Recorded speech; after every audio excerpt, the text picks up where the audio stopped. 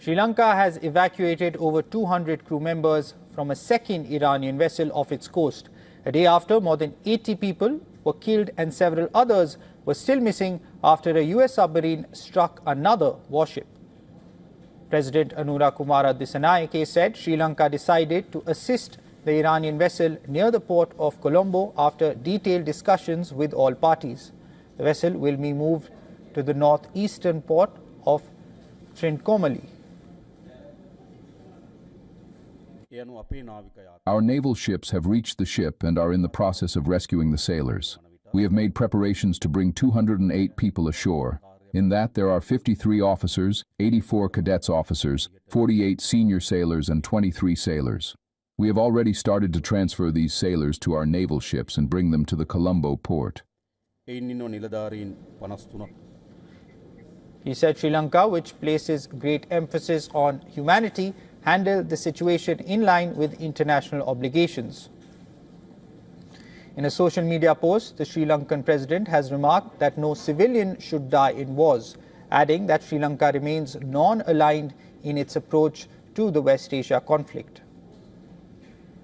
Meanwhile, authorities began an inquest into the deaths of the sailors at the southern port city of Galle. Authorities say the morgue at Galle has limited capacity and can handle about 25 bodies at a time. Speaking to an India media outlet, Sri Lankan opposition MP Harsha De Silva said the country is short of buffers to withstand external shocks if the crisis prolongs.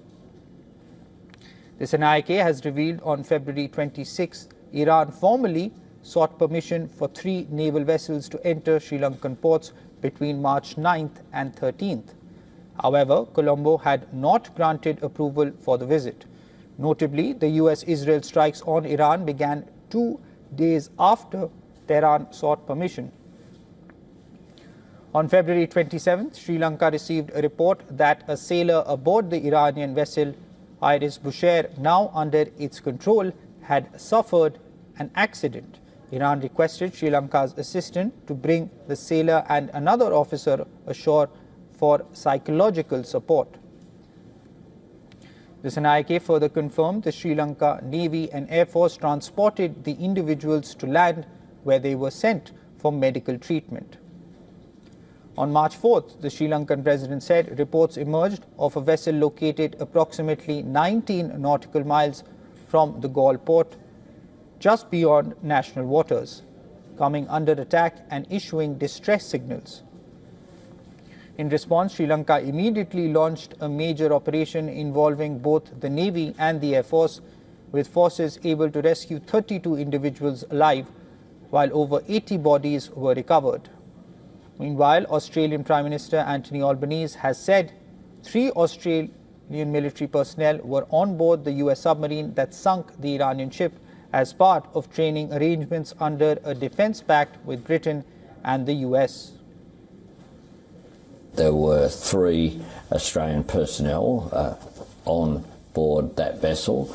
I can confirm also, though, that no Australian personnel have participated in any offensive action against Iran.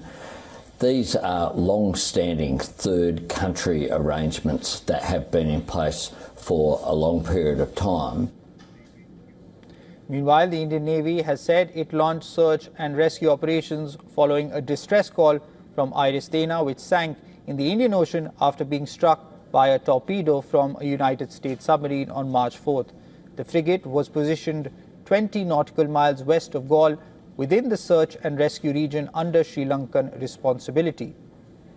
The Navy added a long-range maritime patrol aircraft to support the search operations were already underway under Sri Lankan leadership. Iris Dana and Iranian crew on board the naval frigate were also part of an exercise in India last month.